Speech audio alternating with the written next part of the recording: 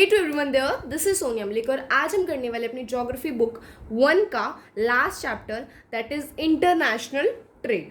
ठीक है, international means जो नेशंस के बीच में होता है, यानी कि one nation to another nation, एक नेशन दूसरे नेशन के साथ, एक नेशन मल्टीपल नेशंस के साथ। इंटरनेशनल ट्रेड क्या होता है?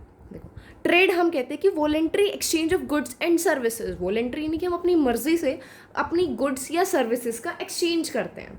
देखो, आज के टाइम पे क्या है, अगर मुझे कोई भी गुड्स खरीदना है, कोई भी सामान खरीदना है, फिर किसी भी टाइप की सर्विसेज को अवेल करवाना है, लाइक मुझे डॉक्टर के पास जाना है, ठीक है, डॉक्टर के पास अपनी स्किल्स हैं, ठीक है, वो सर्विस मुझे लेनी है, तो क्या करना होगा? मनी से मैं वो सर्विस ले सकती हूँ। मुझे कोई गुड्स खरीदनी है, मनी से मैं वो सर्विस ले सकती हूँ, गुड्स ले सकती हूँ, राइट। तो exchange of goods and services is trade here.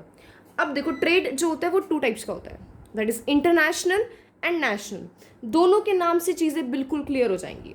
देखो, इंटरनेशनल क्या कह रहा है कि one country to another, like India और चाइना आपस में गुड्स एक्सचेंज कर रहे हैं इन रिटर्न ऑफ मनी, ठीक है, दैट इज इंटरनेशनल। नेशनल जब क्या होता है कि एक ही पार्ट कंट्री का दूसरे पार्ट के साथ एक्सचेंज हो। अब इसका क्या मतलब है? देखो कि उत्तर प्रदेश ने कुछ प्रोड्यूस किया, ठीक है, और हरियाणा उस चीज़ को खरीद रहा है, या फिर हरियाणा ने कुछ प्रोड्यूस किया, उत्तर प्रदेश उस चीज़ को खरीद रहा है। सिमिलर वे में कोई भी पार्ट कंट्री का एक दूसरे पार्ट से जब ट्रेड करता है विद इन अ नेशन, अब ये सिर्फ इंडिया की बात नहीं है, पूरे वर्ल्ड की बात की जा रही है, किसी भी नेशन के अंदर, that is national trade.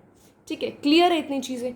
Moving forward, अब देखो, जैसे मैं अभी बार बार बोल रही थी कि हम मनी के बदले चीज़ें खरीद सकते हैं, बट आज से पहले ऐसा नहीं होता था, क्योंकि करेंसी तो रिसेंट की इन्वेंशन है ना ह्यूमंस की, इतनी पुरानी नहीं है। तो उससे पहले लोग चीज़ें कैसे खरीदते होंगे? अब इतना तो कोई भी दानवीर नहीं है ना कि कोई भी किसी के घर पे आया और कुछ भी दे दिया, ले जो भाई मेरे पास एक्स्ट्रा है, नहीं ना। तो एक सिस्टम था, that system was barter system.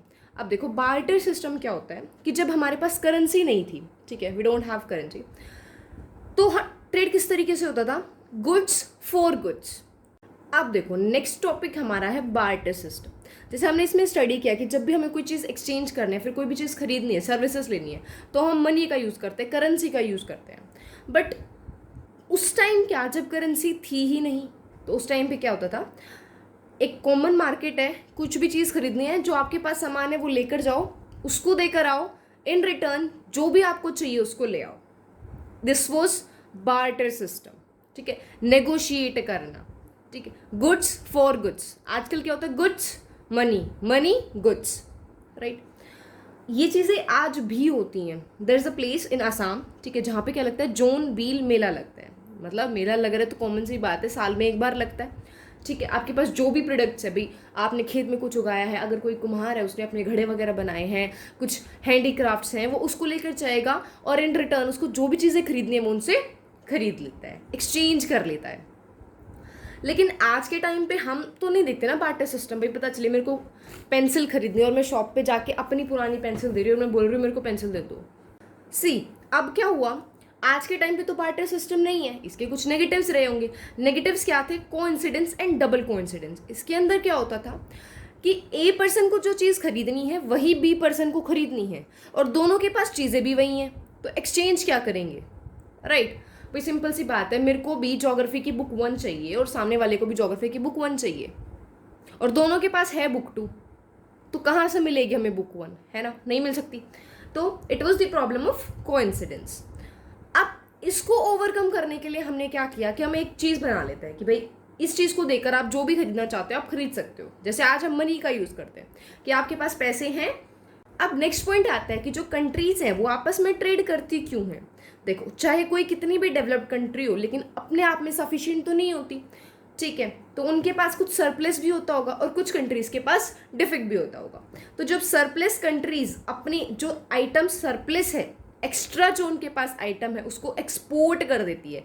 देखो, एक्सपोर्ट मीन्स एग्जिट, एग्जिट बाहर निकालना, इम्पोर्ट इन अंदर लेना, ठीक है। क्या होता है जब छोटे छोटे ट्रिक्स अप्लाई करते हो तो आप भूलते नहीं हो इस कंसेप्ट को, ठीक है। डिफिक्ट मीन्स कमी हो जाना, डेफिशिएंसी, डिफिक्ट, जब वो कम हो जाता है तो वो इम्पोर्ट कर लेते हैं, राइट। अभी हम नेक्स्ट टॉपिक की तरफ चलते हैं, that is basis of international trade. Basis यहाँ पे मतलब क्या होता है कि क्या रीजंस हैं जो हम इंटरनेशनल ट्रेड करते हैं, क्या उसका सपोर्ट बेस आइटम होता है। सबसे पहले बात, difference in natural resources. Simple सी बात है, इंडिया का जो नेचुरल क्लाइमेट है, जो नेचुरली एरिया है, और रशिया का जो एरिया है वो टोटली डिफरेंट है, ठीक है। लेकिन ज़रूरतें तो सभी की एक जैसी है ना, तो सामान तो सभी को एक जैसा चाहिए, वो हम कैसे फुलफिल करते हैं? ट्रेड के थ्रू। अब देखो इसमें रीजंस क्या होते हैं? जियोलॉजिकल स्ट्रक्चर, भाई सिंपल सी बात है, रिलीफ एरिया, वहाँ के रिलीफ एरिया अलग होते हैं तो उनके मिनरल्स में भी डिफरेंस आता है, ठीक है। प्लेन्स जो एरिया है, यानी कि जो प्लेन्स जो लैंड है, वहाँ पे क्या अच्छा होएगा? एग्रीकल्चर। और माउंटेन वाले एरिया में टूरिज्म ज़्यादा होगा, ठीक है, तो एक्सचेंज हो जाएगा यहाँ पे। क्लाइमेट कैसे इम्पेक्ट करता है? वहाँ की प्लांट और वेजिटेशन को। जैसे फॉर एग्जांपल जो ट्रॉपिकल लैंड्स होंगे, ट्रॉपिकल लैंड्स पे क्या होगा? राइस, रबर, बनाना, ये सारी चीज़ें काफ़ी अच्छे से उगती हैं।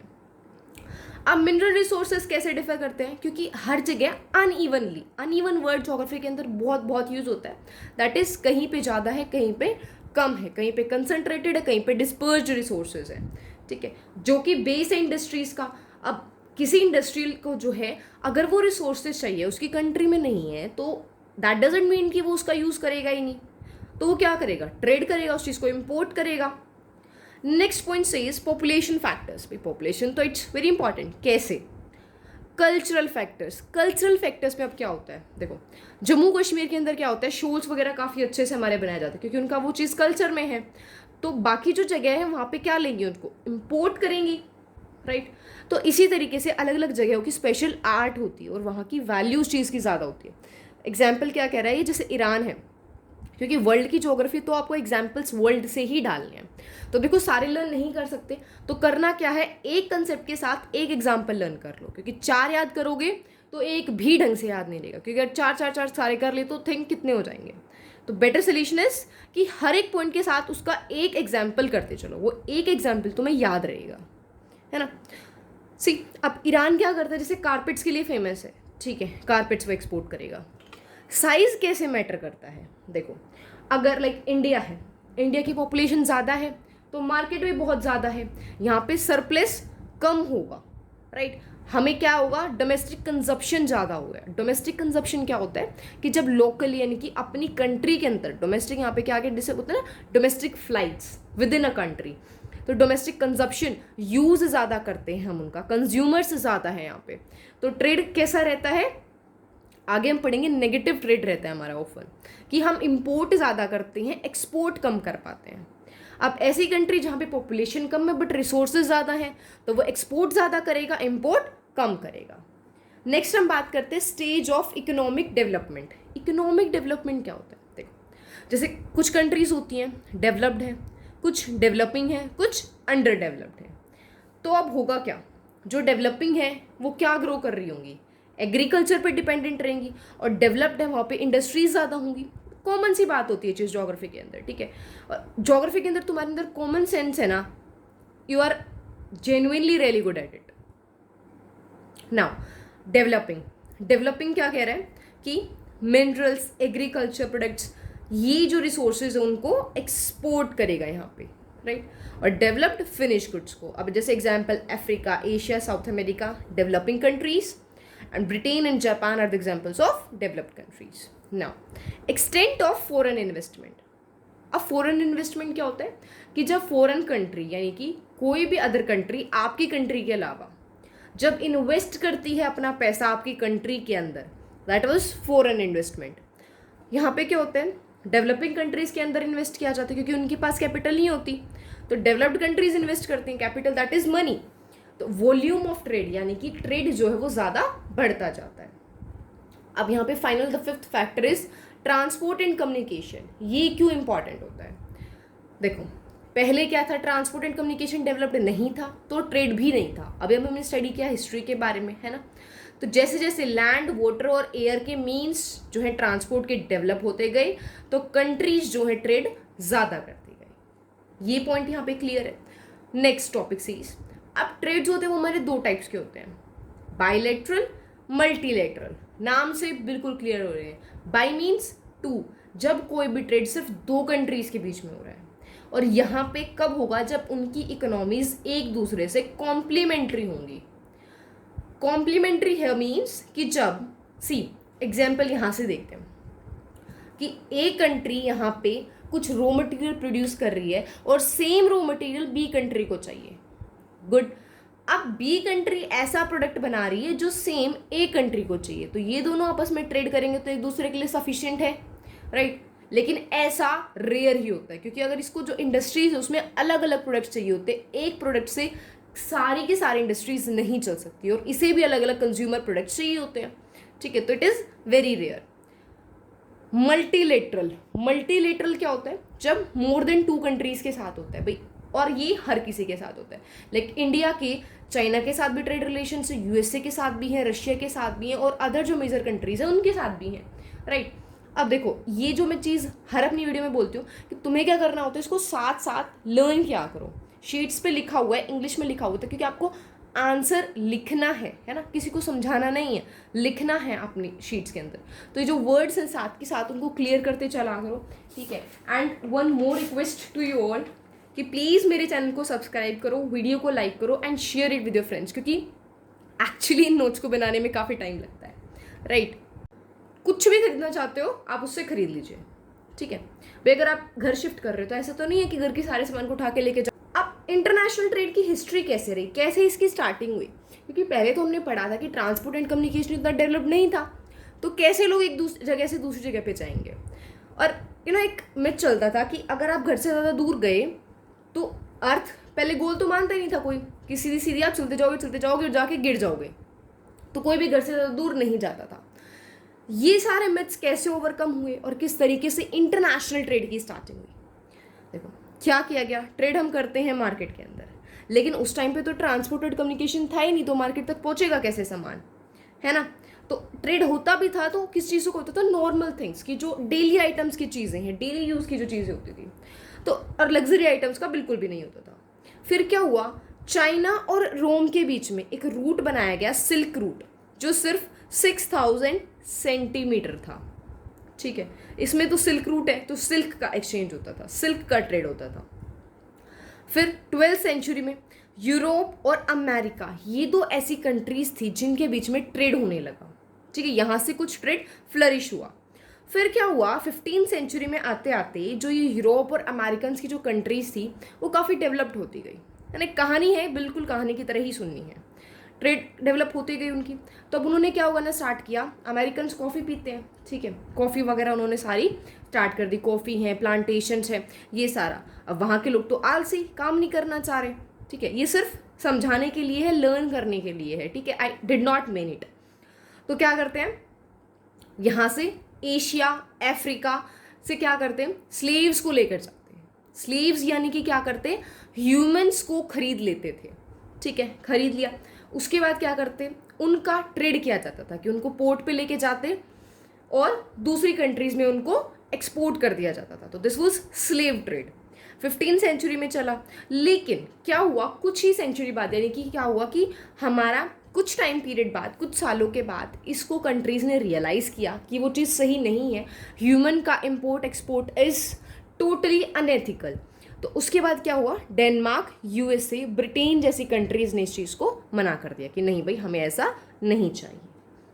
फिर क्या हुआ, 1780s का टाइम पीरियड आया, 1820 तक इंडस्ट्रियल रेवोल्यूशन आया।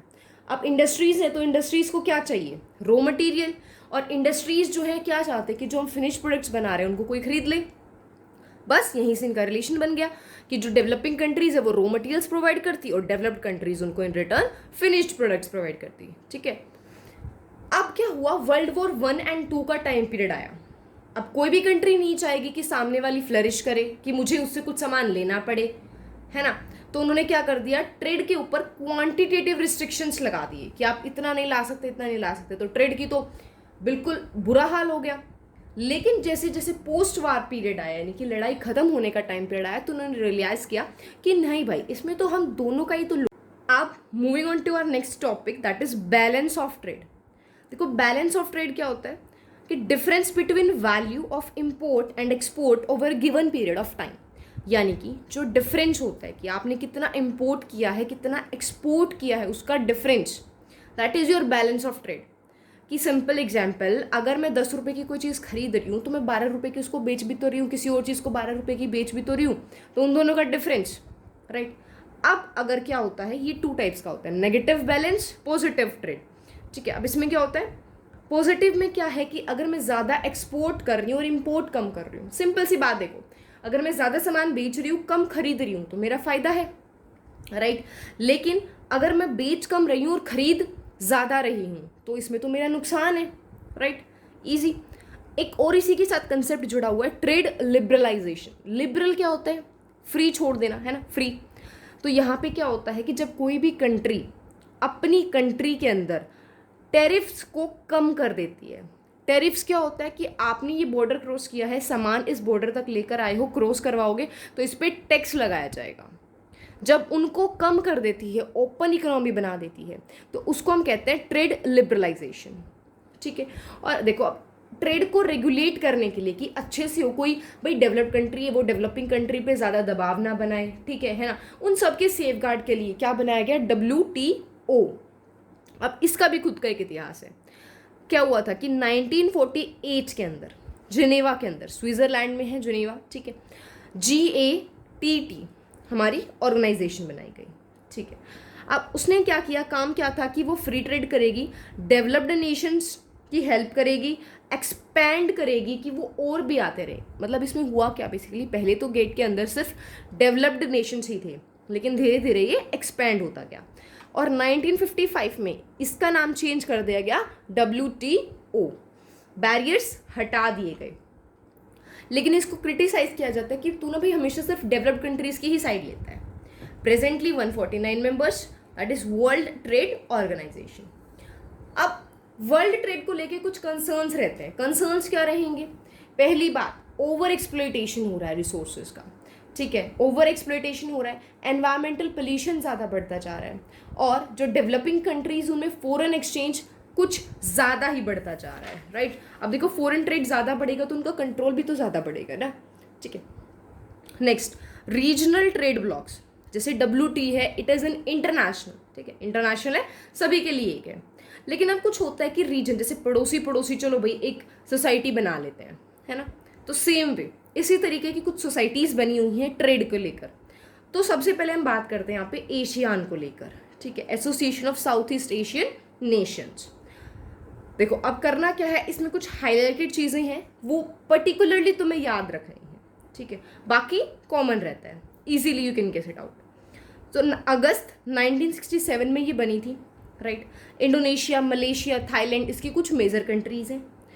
अब हर एक ट्रेड ब्लॉक का ना तुम देखोगे एक कॉमन एजेंडा है।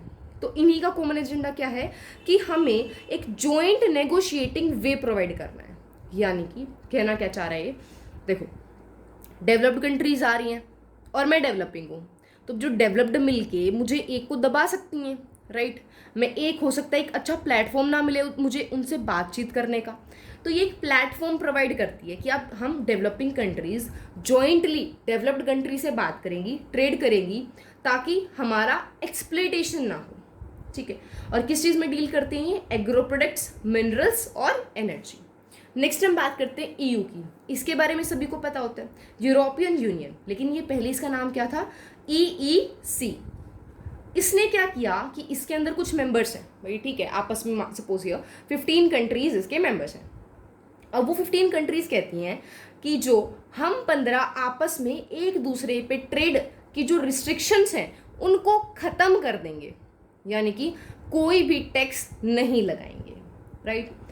अब इसने कॉमन इस चीज़ के लिए ना काफ़ी एफर्ट्स किए, इसको हम पोल साइंस में भी स्टडी करने वाले हैं कि किस तरीके से ये पूरा फॉर्म हुआ, ठीक है। यूरो इसने कॉमन करेंसी लेकर आई और आज के टाइम पे यूरो डॉलर से भी ज़्यादा कीमत रखती है, right. Agro products, minerals, chemicals, vehicles, clocks, इन सब में ये एक्सचेंज करता है। नेक्स्ट हम बात करते हैं LAI की।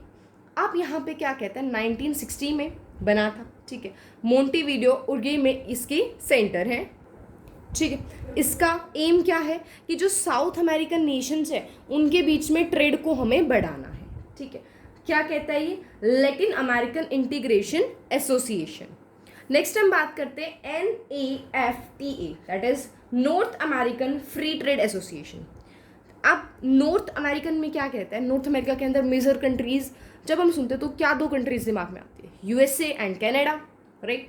तो इन्होंने क्या कहा कि USA और कनाडा, हम दोनों के बीच में कोई रिस्ट्रिक्शंस नहीं लगाएंगे। जैसे EU के काफ़ी सारे मेंबर्स में किया, इन्होंने अपने दो नेशंस के बीच में किया और इनका प्लान है कि लैटिन अमेरिका को भी इसमें ऐड किया जाए। और किस चीज़ में डील करते हैं? मोटर व्हीकल्स, ऑटोमेटिव पार्ट्स और टेक्सटाइल्स, राइट। नेक्स्ट हम बात करते हैं OPEC की, यानी कि organization of petroleum exporting countries. नाम से क्लियर हो गया, वो कंट्रीज जो पेट्रोलियम एक्सपोर्ट करती है। 1960 में बना, किस लिए बना? कि जो 13 कंट्रीज इसके अंदर हैं वो अपने आप को बचा सके। क्योंकि देखो, जिसके पास खजाना ज़्यादा होता है उसको उतना ही डर रहता है कि कोई उस खजाने को लूट ना ले जाए, राइट। अब इसका यहाँ पे कॉन्टेक्स्ट से मतलब क्या है कि ठीक है उनके पास रिसोर्सेज है, लेकिन डेवलप्ड कंट्रीज उनको एक्सप्लॉइट भी तो कर सकती हैं, है ना। तो उनकी एक एसोसिएशन है, एक सेफ गार्ड है। नेक्स्ट हम बात करते हैं SAFTA की। अब ये क्या कहता है कि south Asian free trade agreement. इनका क्या एम है? जैन 2006 में बना कि टेरिफ मैंने भी बताया था, उस चीज़ को रिड्यूस करना है। नेक्स्ट हम बात करते हैं सार्क की, ठीक है। सार्क यहाँ पे क्या कहता है कि south Asian association for regional cooperation. देखो, साउथ एशिया की जो कंट्रीज हैं उनकी एसोसिएशन रीजनल कोऑपरेशन के लिए। नाम से मतलब क्लियर हो गया भाई, जो साउथ एशियन कंट्रीज हैं वो रीजनल अपनी जो लोकल कोऑपरेशन है उसके लिए, ताकि ट्रेड हम आपस में बढ़ा सके साउथ एशियन कंट्रीज। नेक्स्ट हम बात करते हैं EFTA, that is European free trade association. इसके अंदर भी 7 कंट्रीज हैं, 1960 में बना और इसका एम क्या है कि हम आपस में टैरिफ नहीं लगाएंगे।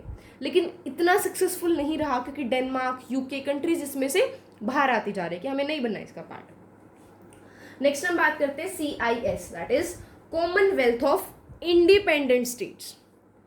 देखो, अब ये क्या कहता है कि जब USSR डिसइंटीग्रेट हुआ, पोल साइंस में हमने स्टडी किया इस चीज़ को, USSR जब डिसइंटीग्रेट हुआ तो उनकी कंट्रीज़ ने अपनी मर्जी से एक एसोसिएशन बना ली। कहाँ पर? मिन्स्क, बेलारस में, कि हम कोऑपरेशन करेंगे defence, economy and foreign policies में, और crude oil, cotton, gold, natural gas, इन सब में चीज़ें डील करते हैं। अब हमारा नेक्स्ट टॉपिक है पोर्ट्स। देखो, पोर्ट वर्ड किससे डिराइव किया गया है? पोर्टा से। पोर्टा का मतलब क्या होता है? डोर्स या गेटवे। गेटवे मतलब किसी एक जगह से दूसरी जगह जाने का रास्ता, राइट। तो यहाँ पे ये गेटवे किस चीज़ का होता है? Sea to land, land to sea, right. भाई, समुंदर से उतरेगा तो कहाँ जाएगा इंसान? लैंड पे। लैंड से जाएगा तो कहाँ जाएगा? समुंदर में, राइट।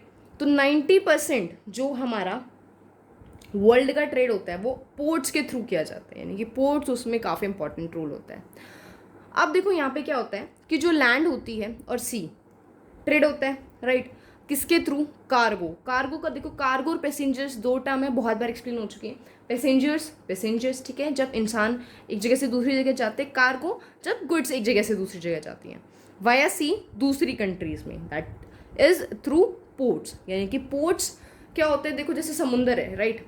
अब देखा होगा तुमने बंदरगाह, मतलब एक जगह पे एक जगह होती है जहाँ पे शिप्स आते हैं, अपना सामान उतारते हैं, जैसे कि लोडिंग अनलोडिंग का काम होता है। और जो अच्छे पोर्ट्स वहीं होते हैं जहाँ पे स्टोरेज फैसिलिटी हो। भाई, काफ़ी सारा सामान आ गया तो टाइम तो लगेगा अंदर जाने में, तो उसके लिए स्टोरेज फैसिलिटी होनी चाहिए। दूसरा एक टर्म आती है हिंटरलैंड। हिंटरलैंड क्या होता है कि देखो, पोर्ट्स हैं, सिटी के बाहर होंगे, सिटी के बीच में तो पोर्ट नहीं हो सकता, तो अंदर सिटी तक पहुँचाने के लिए वी हैव, जो अंदर जो सिटी का पार्ट होता है उसको हम बोलते हैं हिंटरलैंड। तो अच्छा पोर्ट वही होता है जो अंदर सिटी से अच्छी तरीके से कनेक्टेड हो। अब देखो, पोर्ट्स को हम 3 टाइप्स में क्लासीफाई करते हैं, स्पेशल फंक्शंस के बेसिस पे, उनकी लोकेशन के बेसिस पे, और जो जिस तरीके का वो कार्गो हैंडल करती है उसके बेसिस पे, राइट। अब सबसे पहले हम पढ़ते हैं उसका कार्गो। देखो, मतलब किस तरीके की गुड्स को वो हैंडल करती है। अब जो इंडस्ट्रियल प्रोडक्ट्स को हैंडल करेगी, इंडस्ट्रियल पोर्ट्स, वो पोर्ट जो कमर्शियल यानी कि पैसेंजर्स को हैंडल करेगा, कमर्शियल पोर्ट, और वो पोर्ट जो काफ़ी ज़्यादा वॉल्यूम ऑफ बल्क और साथ में पैसेंजर्स को भी हैंडल करेगा, दैट इज कॉम्प्रीहेंसिव। क्लियर है? नेक्स्ट, लोकेशन के बेसिस पे, लोकेशन क्या होगी? इन या आउट, है ना। तो आउट क्या होता है कि जब लैंड एरिया से दूर, है ना, थोड़े से एरिया से कनेक्टेड है, बाकी अंदर समुद्र में जाके थोड़ा सा आगे जाके डीप वाटर्स के अंदर, और बड़ी बड़ी शिप्स जहाँ पे आती है, जैसे एथेंस में है, वो होते हैं आउटपोर्ट्स। इनलैंड पोर्ट्स जब समुंदर से बिल्कुल कॉर्नर पे, यानी कि जो बीच होता है बिल्कुल पीछे है उससे, समुद्र जहाज को पानी भर के लाना पड़ता है, दैट इज अवे फ्रॉम सी, जैसे मैनचेस्टर और कोलकाता के पोर्ट्स हैं। अब हम बात करते हैं उनकी स्पेशल फंक्शंस के बेसिस पे, जैसे ऑयल पोर्ट्स, ये जो है रिसेंट है, यहाँ पे क्या होता है shipping and refilling, refining. Shipping क्या होता है यहाँ पे एक जगह से दूसरी जगह भेजना, तो ऑयल से related. Ports of coal, call means coal करना, जैसे पूलिंग बूथ्स होते हैं राइट, हियर यहाँ पे एक जगह पे जाके आप अपने जो भी आपका नेता है उसको कॉल करते हो, इट मीन्स कि उसको पावर में लाते हो, है ना, या फिर फ़ोन कॉल्स करते हो अलग अलग स्टेशंस पे जाके। तो इसी तरीके से क्या होता है कॉलिंग पॉइंट्स होते हैं। आप एक जगह पे आए, ठीक है भाई, काफ़ी लंबी जर्नी करके आ रहे हो तो आपको पानी वानी की ज़रूरत, यानी कि जब शिप्स के अंदर फ्यूल डालना या फिर अपने पीने के लिए पानी लेना है या और कुछ सामान लेना है, तो वो स्टेशंस होते हैं। पैकेट स्टेशंस, पैकेट स्टेशंस का क्या नाम होता है यहाँ पे, जैसे क्या होता है पैकेट स्टेशंस क्या होता है कि फेरी और कार्गो पैसेंजर्स दोनों काम करते हैं, यानी कि छोटे डिस्टेंसेस पे होते हैं, 2 कॉर्नर्स पे होते हैं, जैसे ऑटोज़ हमारे काम करते हैं, इसी तरीके से पैकेट स्टेशंस काम करते हैं, है ना। ऑटोज़ में होता है कि कम दूरी के लिए हम ऑटो का यूज़ कर सकते हैं, तो इसी तरीके से ये चार्ज लेके पैसेंजर्स को एक जगह से दूसरी जगह या फिर उनकी गुड्स को। एंटरपोर्ट, एंटरपोर्ट क्या होता है कि कलेक्टेड एंड सेंट, सामान वहाँ पे आया, ठीक है, जैसे वेयर हाउसेज होते हैं, इंडस्ट्रीज से निकल के सामान आया, ऑनलाइन शिपिंग प्लेटफॉर्म्स है, आपने ऑर्डर किया वहाँ से आपके पास आ जाएगा। सेम वे नेवल बेसिस क्या होते हैं कि जो आर्मी शिप्स वगैरह के लिए जो चीज़ें होती हैं, दैट इज नेवल्स। कोची में काफ़ी हैं। Final topic of the chapter oceans. Oceans का देखो क्या है, हमने पूरा पढ़ा, वाटर ट्रांसपोर्ट पढ़ लिया हमने, पूरे ट्रांसपोर्ट एंड कम्युनिकेशन के मीन्स पढ़े, ट्रेड वाटर के थ्रू, इंटरनेशनल ट्रेड कैसे होता है। अभी हम करते हैं ओशंस का। ओशंस को ना बहुत सारी जोन्स में डिवाइड किया जाता है और उन्हीं जोन्स को हम पढ़ने वाले हैं यहाँ पे। सबसे पहले इंटरनल वाटर। इंटरनल वाटर क्या कहता है कि वो एक इमेजिनरी लाइन जो सी लेवल को टच करती है, प्रोजेक्ट करते हैं कि जो आगे वाला वाटर है, इंटरनल वाटर। टेरिटोरियल सी, टेरिटोरियल सी क्या होता है, टेरिटरी हमारा एरिया, तो यानी कि लैंड एरिया से सी की तरफ 12 नॉटिकल माइल्स तक, जैसे इंडियन ओशन है तो इंडियन ओशन, तमिलनाडु की बाउंड्री जो है, इंडिया की जो बाउंड्री है वहाँ से लेकर 12 नॉटिकल माइल्स तक इंडिया का उस पर एक्सक्लूसिव राइट है और वो जोन होती है टेरिटोरियल सी। नेक्स्ट हम बात करते हैं कंटीजियस जोन। कंटीजियस जोन क्या होती है, वो पार्ट सी का जो बेस लाइन से 24 नॉटिकल माइल्स तक जाता है और इसको अक्सर कस्टम ड्यूटीज या फिस्कल इस पे लगाए जाते हैं, ठीक है। बुक 1 हमारी कंप्लीट हो चुकी है। इसके बाद मैं अल्टरनेटिव में रखने वाली हूँ लाइक बुक 2 का एक chapter, after that pol science book का दूसरा चैप्टर, जितने भी चैप्टर्स रहते हैं, ठीक है। Firstly with the term 1 chapters here. Please subscribe my channel and share it with your friends.